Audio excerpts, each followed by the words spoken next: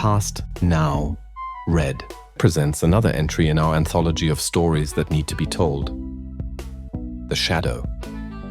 Episode. The Thread.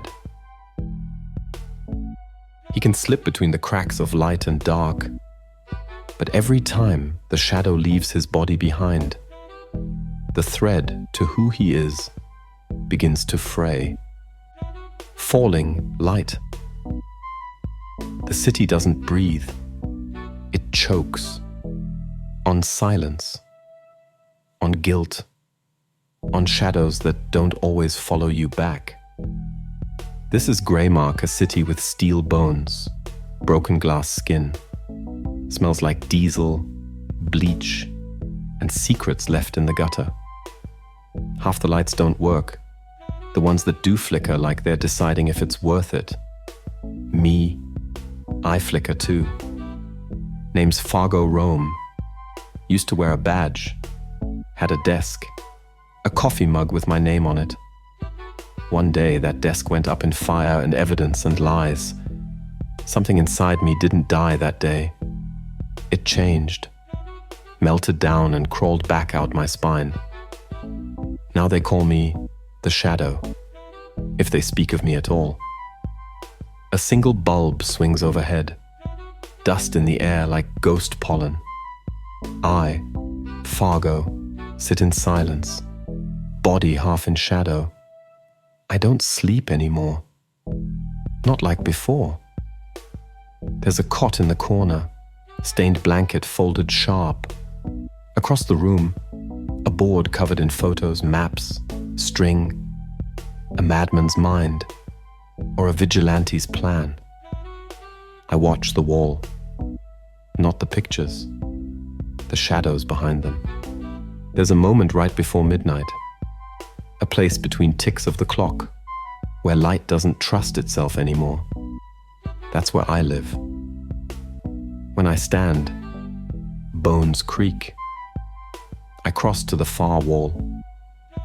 Concrete, cold, stained with oil from another life.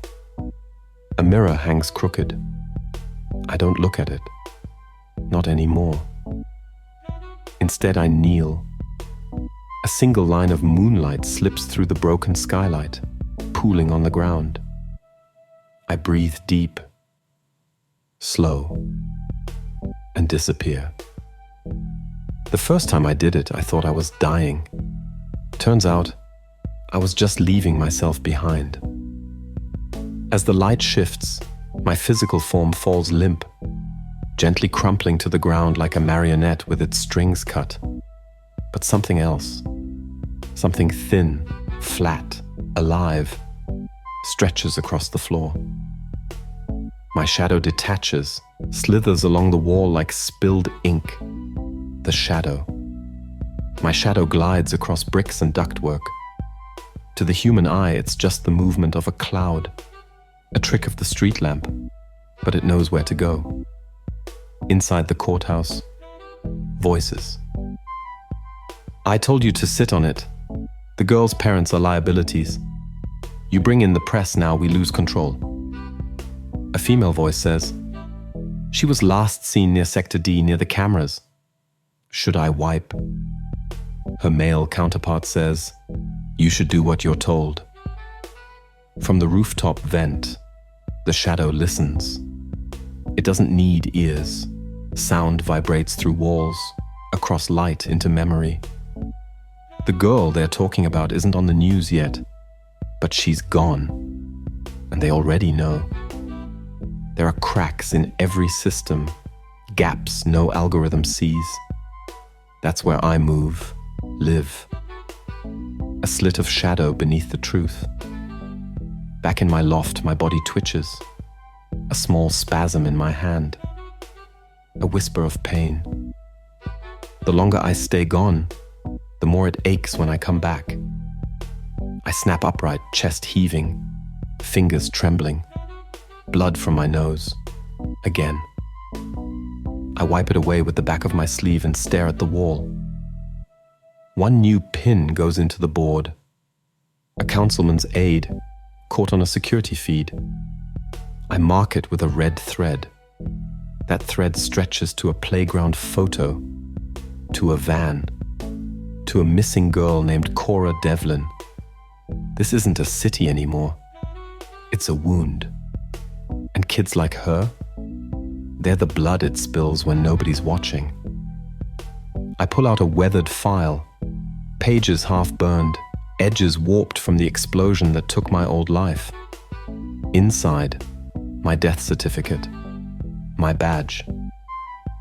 The newspaper headline, "Detective killed in evidence, warehouse fire." There's a photo of me and a woman, wind in her dark hair, sunglasses pushed to her forehead, laughter frozen in silver gloss. I run my thumb across her face. Maya, the one person who saw me before I saw myself. If she knew what I'd become. I fold the photo back inside the file, push it away. I walk the street now, in the flesh. Hood up, hands in coat pockets. Every few blocks I pass someone sleeping in a shadow. Faces I've memorized. People nobody counts. People who see things no one wants to hear. I stop at a burn barrel, warm my hands. An old woman with cataract eyes looks up from her crate throne. Ghost man walks again. Fargo doesn't answer. You know what they say. Too long in the dark. And even a man forgets the shape of his own voice. I nod. She's not wrong. It's getting harder to hold on.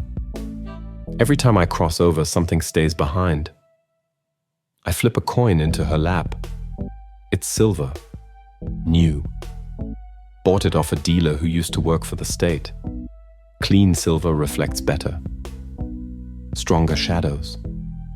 She smiles without teeth. I walk away. At my loft, just before dawn. I write names on the wall in chalk. Cora Devlin. Sector. D-Aid. R. Torsin. Councilman. Hellick. I circle each name, then lean against the wall, staring down at my own shadow. It flickers, slips sideways for just a second, like it's trying to leave without me. My eyes close.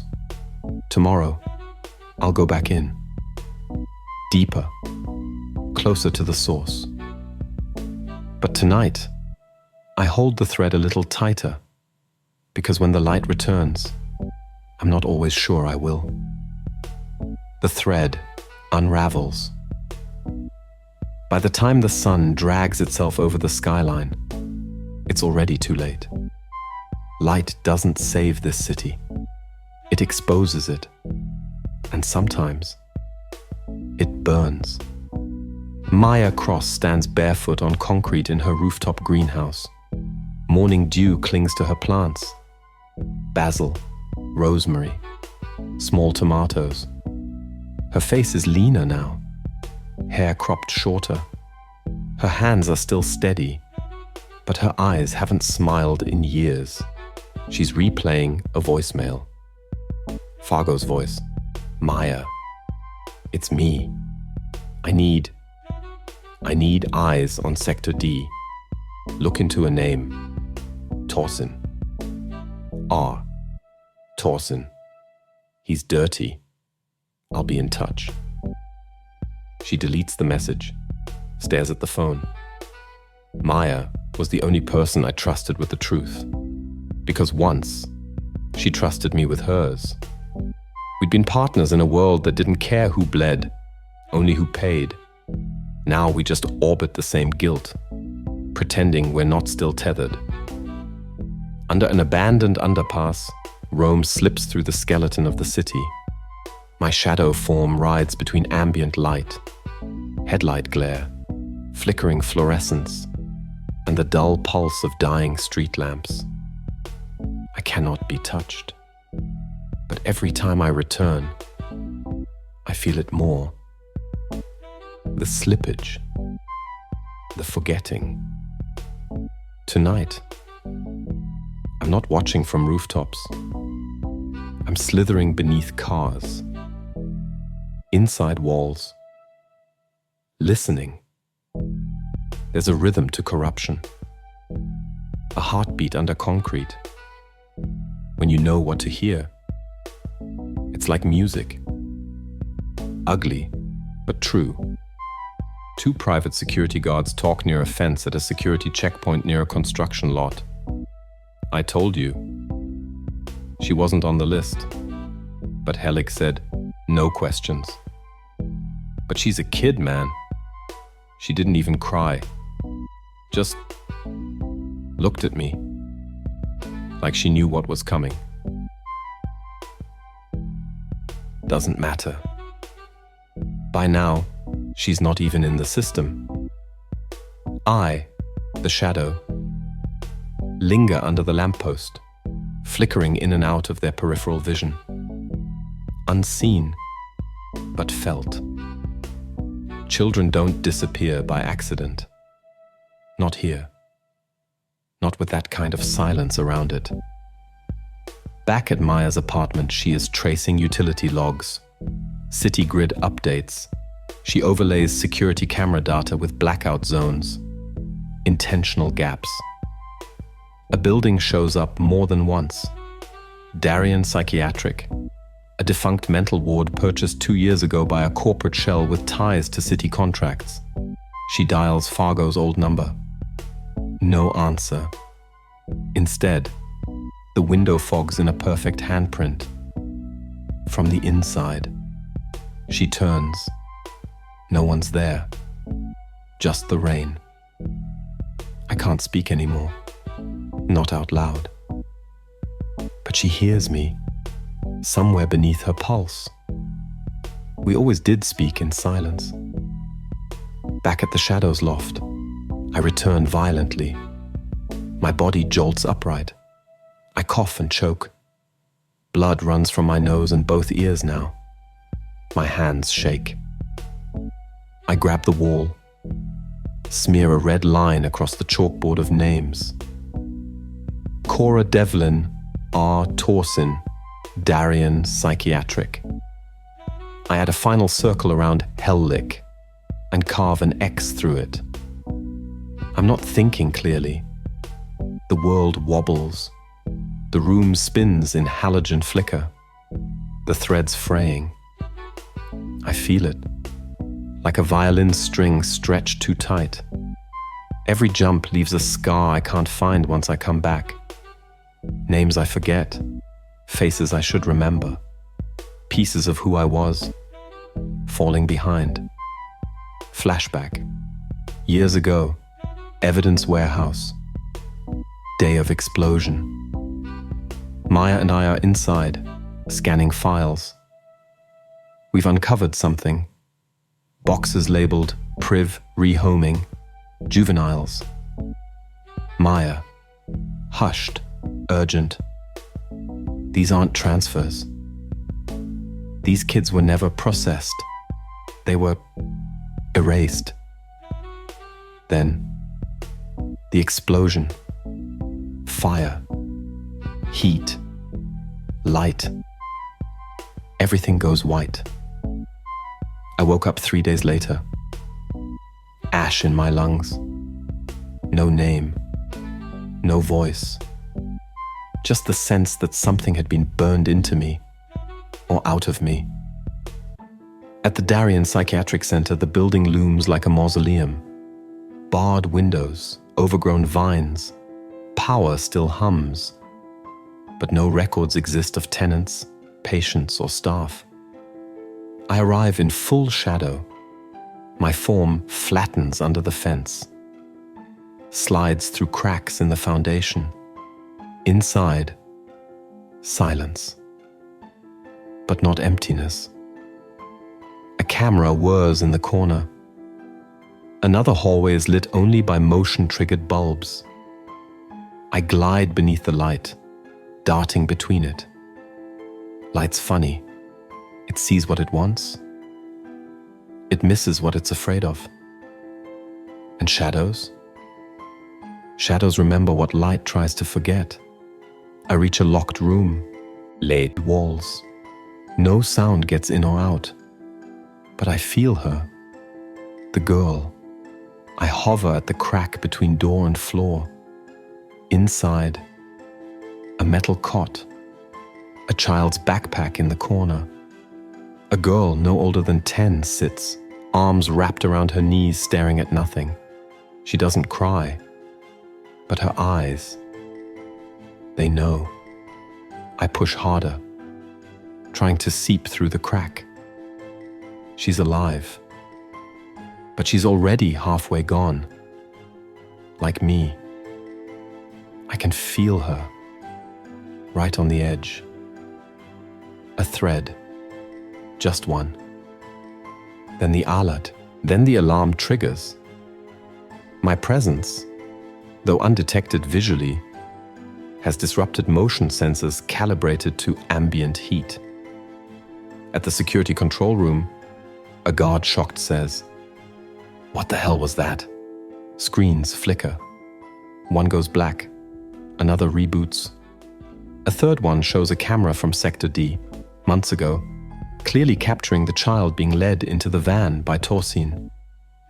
The data feed wasn't erased, just hidden. Back at Maya's rooftop, me, now fully back in my body, stagger to Maya's rooftop greenhouse. I collapse just outside the door. She finds me unconscious. I've lost weight, pale, eyes bloodshot. When I wake, she's stitching a cut on my arm.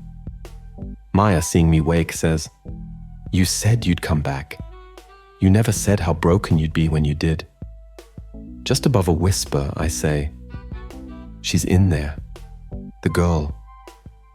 They buried her in steel and silence. Then we'll pull her out. Together." It should have felt like hope. But all I could feel was the thread pulling tighter and tighter, like I was a spool unraveling in the dark. Maya, in disguise, slips into a fundraiser for the mayor's re-election. In her purse, a USB loaded with the hidden footage from Sector D. She got it from my apartment. I recovered it after scanning the corrupted data. Maya's plan: plug it into the AV system, hijack the feed during the mayor's keynote. But security's thick. Torsin is there. Torsin, smiling, snake-like. "You look familiar." Maya, cold, says, "Just another shadow, sir." She slips past. Fargo, in shadow, on a nearby rooftop, watching, whispers to himself. She's braver than me. Always was. I move in the cracks. She walks through the fire. He feels the pull. The thread tightening again. His body, left in the greenhouse, is shaking, seizing. This time the thread snaps. I'm in full shadow now. No return. I don't go back. I can't. But my mind still functions. Thought, memory, identity, all wrapped in the shadow now. I ride the floodlights, flickering through ductwork, slip through security badges and breath sensors, enters the ballroom just as Maya hits play. In the gala room, AV hijacked, footage displayed on a giant screen, Cora Devlin being pulled from the playground, Councilman Hellick's signature on a transfer slip, warehouse logs, photos of other missing children. A final timestamp, the warehouse fire. The room erupts, gasps, shouting. Security swarms the AV booth. But it's too late. Dozens of recordings are now streaming. And in the final moment, a single photo of Fargo Rome, declared dead. And his badge number. Security guards yell, "Who's running this feed?" No one, came the answer over the AV. just the truth, and the thread that tied it together. At Darien Psychiatric Center moments later, police swarm the building, this time real cops. Maya leaked the coordinates. They find Cora in the same room, alive, cold, but awake. She speaks only once. Cora, softly, staring upward, says, "The Shadow Man was with me." Later, Maya, back at the greenhouse, places Fargo's photo on the shelf, whispers, "You held the thread, Rome, long enough for the rest of us to follow." Outside, the wind stirs the tomato vines. Inside the mirror, a shadow passes, watching, still here, into the blind spots. No pulse, no breath, no blood in the veins. But still, I move. This is what's left when the thread snaps. No more coming back. No more timeouts. No more pain. Just the memory of pain. I'm not a man anymore. Just motion between the cracks. A ghost made of shade and vengeance. Darien Psychiatric Center. Rooftop, dawn. Security is gone. The doors have been kicked in, files scattered like dry leaves. Flashing red and blue lights swirl in the morning haze. Reporters circle the perimeter like hungry gulls, but the shadow is already beneath them, slithering through pipes, tracing the walls of every hidden chamber they'll never uncover. He glides across the floor of the lower holding cells, deeper than the recovery teams will search. Here, the names of missing children still live, scratched into walls, carved into metal bunks. Some of them made it out, others didn't. You won't see them on the news, but I carry their names, etched into me, like bruises I'll never wear again. At Police HQ, Internal Affairs Office, late afternoon. Torsen is inside, hands bound. Across from him, a stone-faced IA officer going through a list of charges. The shadow slips under the table, unnoticed. The tape recorder clicks on. Torsen doesn't flinch. IA officer. Stiff, scripted. You're being charged with conspiracy, obstruction of justice, and aiding in the abduction of minors for corporate trafficking. Torsen, bitter, laughs. Corporate? You think this was about money? This was policy. You're just late to the realization. He leans forward and says, Hellick didn't just approve this. He engineered it. I'm a footnote. Go look in his campaign fund. Or better yet, he jerks his chin toward the two-way mirror. Ask the ones watching. The shadow follows his gaze.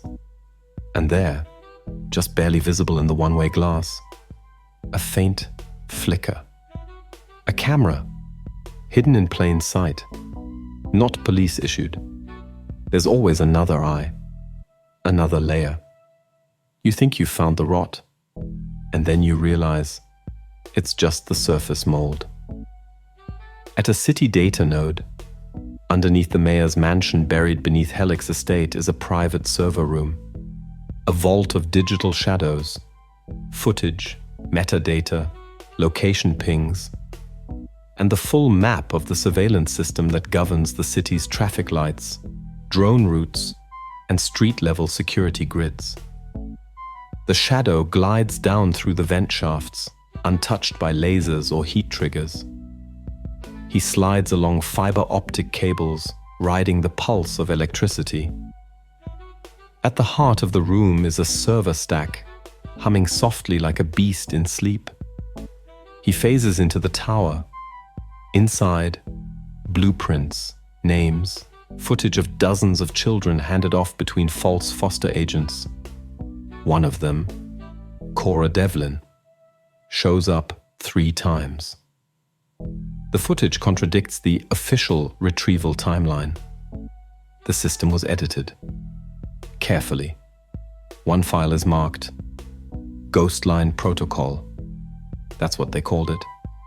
A network to monitor the city for anomalies and erase them before anyone noticed. I was one of the first anomalies. They didn't expect me to survive. Maya's rooftop, early evening. Maya watches the chaos unfold on every screen. Social media flooded with footage, protests growing outside City Hall. But the system is fighting back. Drones are deployed under the guise of emergency surveillance. Cameras go dark across the west side of the city. Power fails in sector blocks known for activism and press. The machine is panicking, and Helic has vanished. Maya stares at the screen and says, "No, you don't get to slip away." She grabs a flash drive and a small custom device. A thermal tagger designed by Fargo years ago, meant to overwrite surveillance with real-time feeds. Basically, visual truth bombs. At Helic's private high-rise, top floor. The mayor has retreated to a private bunker above the city. Only 3 staff members remain. 2 are armed, 1 is shaking. Helic pours himself a drink and watches the news feeds. Helic. To himself. Mob justice. All it takes is 1 doctored video, 1 freak in a mask. He slams the glass. Helic. To his aid. Shut it all down. Full grid blackout. Let the city burn itself quiet. Outside the building, a power surge pulses through the grid. Inside the server racks, the lights flicker, and a shadow slithers across the window. This is what he built. This tower of teeth, swallowing truth, spitting out policy. He thinks the dark will protect him. But I am the dark now. Back at Helic's private high-rise, top floor in the elevator shaft. The shadow moves vertically now. Inside cables, behind glass. He passes flickering lights, tangled wires, peeling paint from rushed renovation. At the 77th floor, a control room pulses with encrypted comms. Operators panic, trying to reroute feeds. The shadow glides across their desks, unseen, deleting files in real time. Maya sneaks into the sub-level garage of Helic's tower. Dressed as a cleaner, she slips through a blind spot. She finds the drone terminal, unguarded. She plugs in the thermal tagger, activates the override. Suddenly, dozens of street-level drones switch allegiance. They begin broadcasting truth, raw footage, uncensored audio, metadata. Every street corner becomes a projector. Helic's empire begins to choke on its own reflection. Inside Helic's panic room, door sealed, glass walled. Helic turns from his monitors to see a figure forming in the glass. A distortion, like heat shimmer. But it's him. Fargo Rome, or something like him. You buried the truth, built walls to keep it quiet. But shadows don't stay silent forever. Helic stumbles backward, breathless, angry. You're dead. The glass behind him cracks. I was. The lights fail. Around the city, the scenes are unreal. Protesters pointing as truth drones flash raw footage on city walls. Children's names painted in red across courthouse steps. Parents clutching old photos, crying in the street. Anonymous hackers releasing files, cops laying down badges. A final drone passes over City Hall, now abandoned. Sunrise at Maya's rooftop, she sits, exhausted. Hands wrapped around a mug of cold coffee. On the TV, Helic arrested. No bail. Charged with conspiracy, obstruction, child trafficking. The city is raw, bleeding, but awake. She looks toward the skyline. The greenhouse light flickers, just once. She smiles through her tears. I don't have a body anymore, but I don't need one. I live where the truth hides, where secrets whisper, where blind spots breathe. You won't see me, not unless I want you to, but I'll be there, in the corner of your eye, in the flicker of a dying bulb, in the silence before the scream. I am the shadow, and I remember everything. Darkness, without a body. Distant, echoing, frayed like breath in wind. There's a silence that comes after the truth is spoken. Not peace, not resolution, just the sound of something breaking for good. That's what I am now. The sound between endings. The fracture that never healed. 2 days after the drone leak, the city doesn't sleep anymore. It paces. It burns. The streets are torn open with marches, riots, vigils. Projected images of stolen children flicker across concrete like restless spirits. The name Cora Devlin has become a rally cry. But behind her there are dozens, maybe hundreds, whose stories were never told. And in the alleys, in the static of disconnected cameras, a strange rumor spreads. The shadow saved her. He's still out there. He's watching. People light candles beneath shattered lampposts.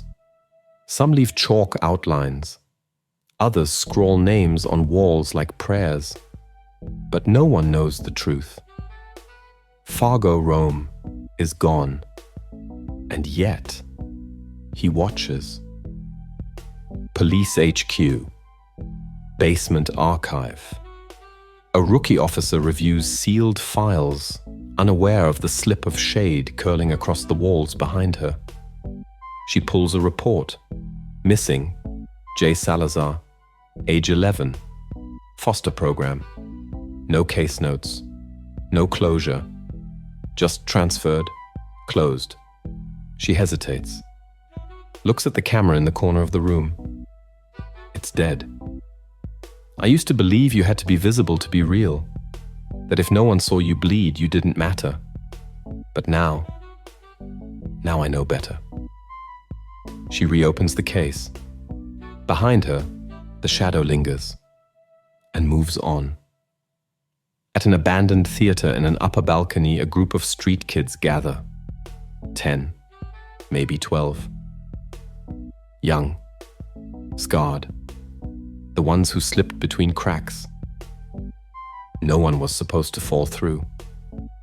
They sit in a circle around an old stage light that flickers on its own.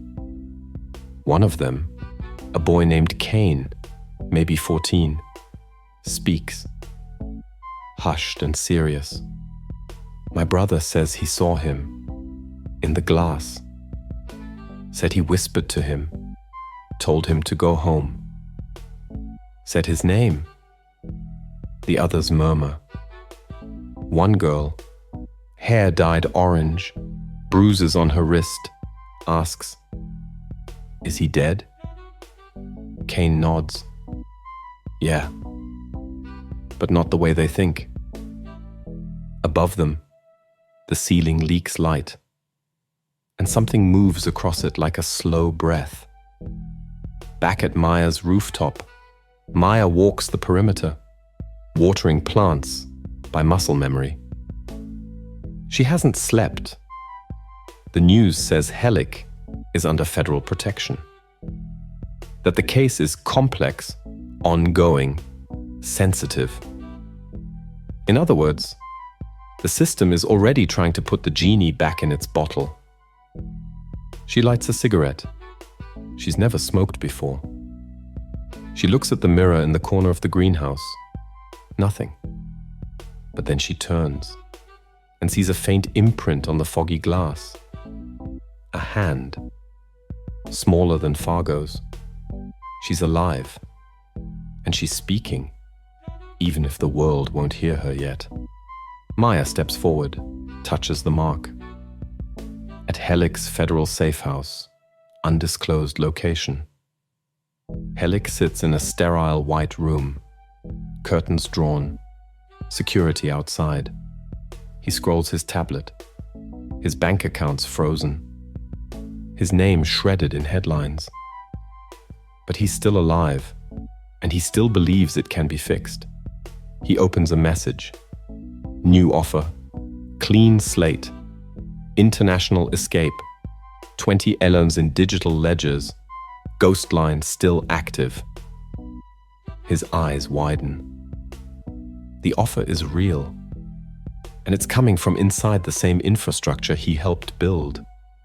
But he hesitates, because he feels cold. A strange draft in a sealed room. And then, the overhead light flicker again. The bulb explodes. You ran into the dark thinking I wouldn't follow. But I was born in it, built from it, molded by your lies. You thought the thread was cut, but I became the thread. Helic scrambles for the panic button. It doesn't work. Behind him, the wallpaper ripples. A security van rolls down 8th Avenue. Inside, a man reviews footage, only for the monitor to glitch. A message appears. You forgot her. At a corporate party, the lights dim. On every screen, ghosted faces of missing kids flash. One employee vomits. One walks out. A drone, commandeered mid-flight, circles a government building. Its audio system crackles. A child whispering, "Help me," again and again. I no longer have a voice, but I speak in every system you built to silence me. I am the contradiction.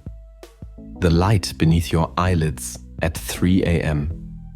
The glitch in your secure network. The echo in your sterile hallways.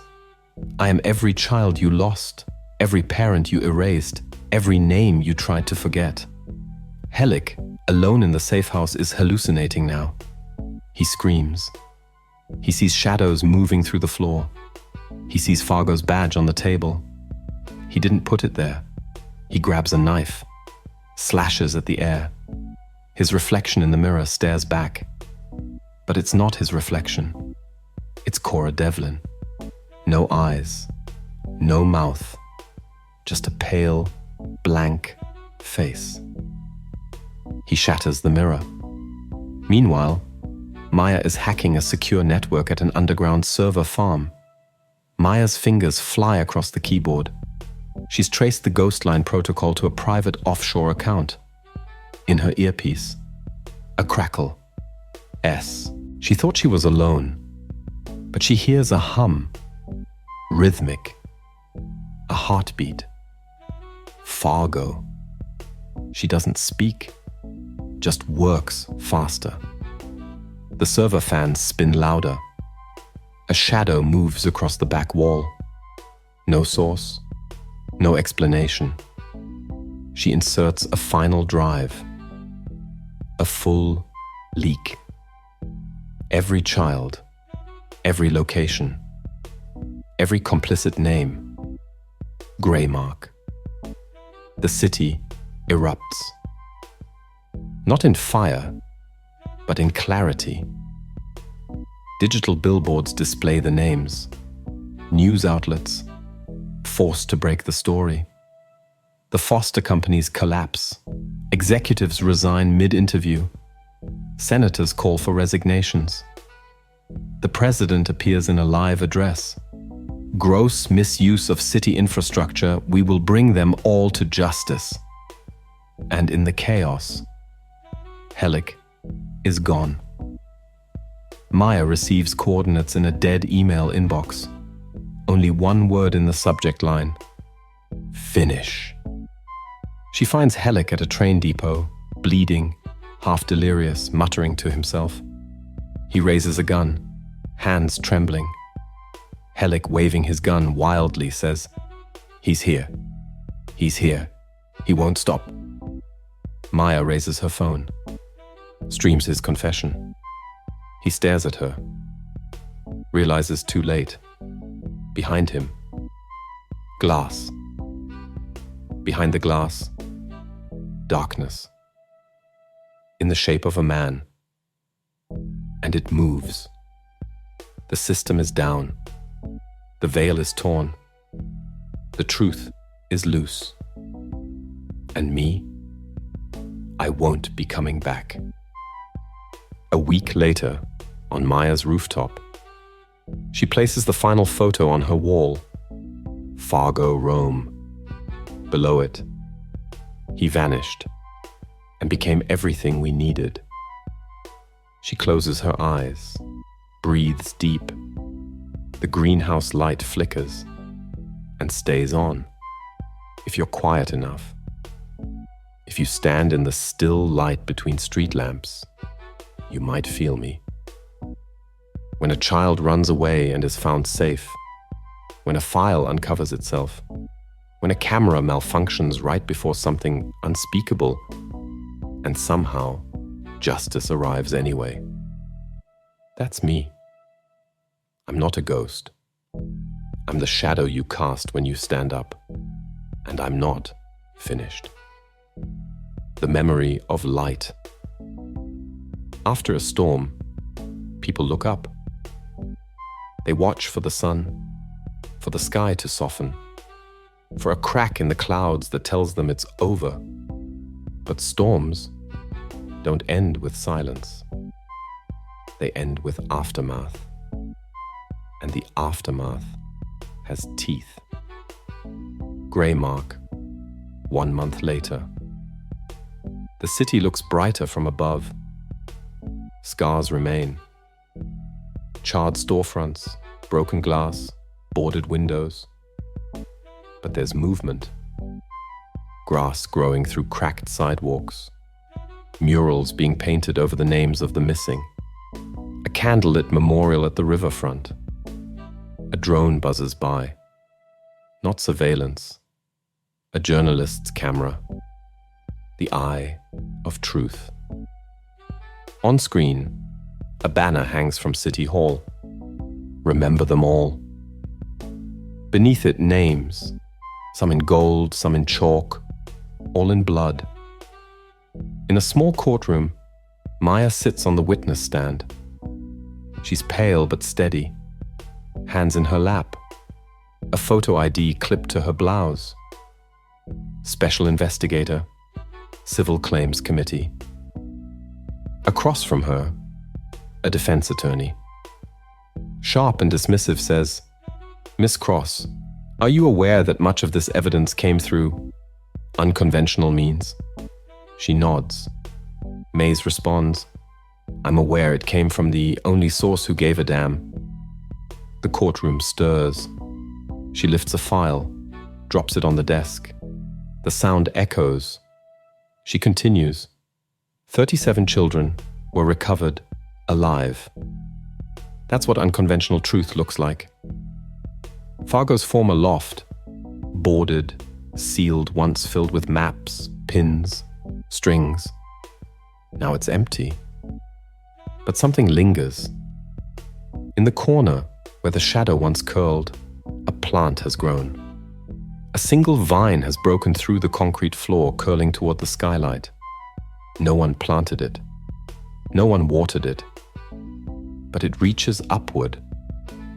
She always believed in growth, even in decay. Maybe it's her way of saying I'm still here. Or maybe it's mine. Maya's rooftop greenhouse. New day. The space has changed. Now lined with rows of monitors, crime scene maps, case files. It's not just a greenhouse anymore. It's a command post. But outside, tomatoes still ripen on the vine. Maya sits with a group, young investigators, survivors, activists, volunteers, people who saw the leak and decided not to look away. They call themselves the Tether. Maya leads them, not as a hero, but as a lighthouse, a beacon in the gray. That night in an alleyway behind a strip mall, a man grabs a girl by the wrist. She kicks, but he's too strong.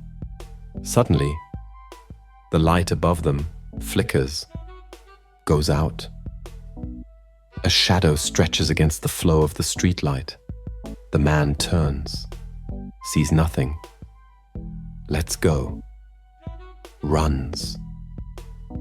The girl breathes hard, looks around. Above her, a security camera catches the moment. On playback later, there's a blur in the frame, shaped like a man, but made of darkness. I can't hold the world anymore, but I can hold a moment. And sometimes, that's enough. Maya's apartment later that night. She sits with a voice recorder, hits play. Exhausted, intimate Maya said, "Fargo, I don't know where you are or what you've become, but the city is changing." She stops, rewinds. "I miss your voice." She looks up at a security feed, paused. A still frame from the courthouse steps. A photo taken mid-March. And in the frame's edge, a shadow cast by no one. Federal prison, upstate, visitation window. Maya meets with Torsen. He's emaciated, eyes sunken. Still dangerous. Still smirking. "Torsen, you think it's over? You think burning down one side of the house means the fire won't spread?" Maya, cool. "We're not done. You're not the end. You're the opening note." Torsen, "They'll rebuild it. They always do." Maya, "Then we burn it again. Louder." As she leaves, Torsen calls after her. "You don't have your shadow anymore, Cross. You're just a woman with a flashlight in a cave." She doesn't stop. A rural compound at dusk. A ghost line fragment still pulses. A backup server deep in a farmhouse far from the city. Inside, 3 men in suits monitor feeds, still pulling data from unknowing phones, still planning. Until the power dies. They scramble. Their systems flash. Thread restored. And then the monitors flood with faces. Children. Names. Dates. Every erased entry. Every falsified adoption. They scream. But it's too late. Outside, a police siren wails. Inside, a mirror cracks from its center. They called it Ghost Line. They built it to track ghosts. But they forgot. I'm not a ghost. I'm the ledger. The one they couldn't balance. The sin they forgot to bury deep enough. Cora Devlin lives with her aunt now. A small one-story house with a dog and an overgrown garden. She rarely speaks. But one night, she stands by the window. Outside, nothing moves. Then the porch light blinks. Just once. And the shadow of the porch post shifts. She smiles. She doesn't need to know my name, only that I kept my promise. City Memorial. At an unveiling ceremony, Maya stands in front of a massive steel wall. Etched into it, names. Every confirmed recovery, every victim, every missing child who never made it home. It's not a wall of grief. It's a wall of remembrance. People gather. Hands reach out to touch the names. Among them, the mother of a boy lost 3 years ago. She finds his name. And when she does, her shadow doubles. Just for a second, long enough to make her pause, to look back, to whisper, "Thank you." Some things never come back. Some threads can't be rewoven. But memory is the loom. I'm not here to be worshipped, not to be seen, just to be remembered. Maya's rooftop, 1 year later. Her garden thrives. A new team works beside her, young, tired, determined. One of them wears Fargo's badge on a chain around his neck. The shadow is a myth now, a movement. Kids tag it in graffiti. The city budget funds The Tether as an independent watchdog group. Justice hasn't won, but it's fighting back. And in the corner of the rooftop, a figure stands. Not flesh, not light, just the suggestion of form, flickering, and then gone. We all leave something behind. A footprint, a fingerprint, a wound. Me, I left a thread, and they followed it. You have been listening to The Shadow, episode The Thread, produced and adapted for audio narration by Past Now Read. Stories that need to be told. Please subscribe and hit that bell for future updates. If you like this story, stay tuned for the next. Follow for more. Please tag with someone who may like Past Now Read, stories that need to be told. Thank you. All content and images are copyrighted by Phone House, LLC, 2025, all rights reserved.